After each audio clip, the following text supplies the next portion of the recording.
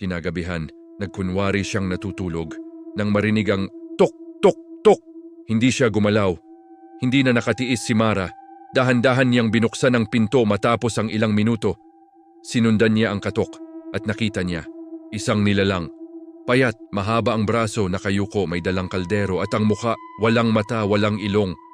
Bibig lang na punong-puno ng ngipin. Indahan-dahan itong pumasok sa katabing unit, yung bakante. Sinundan niya. Pagbukas ng pinto, bumungad sa kanya ang kusina.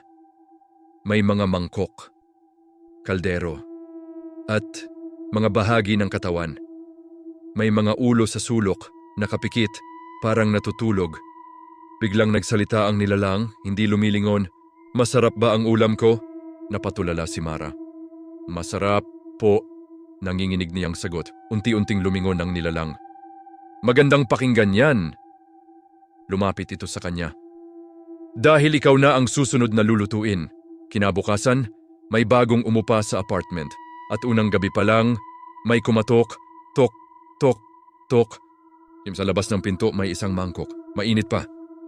At sa loob, isang piraso ng laman na may maliit na nunal.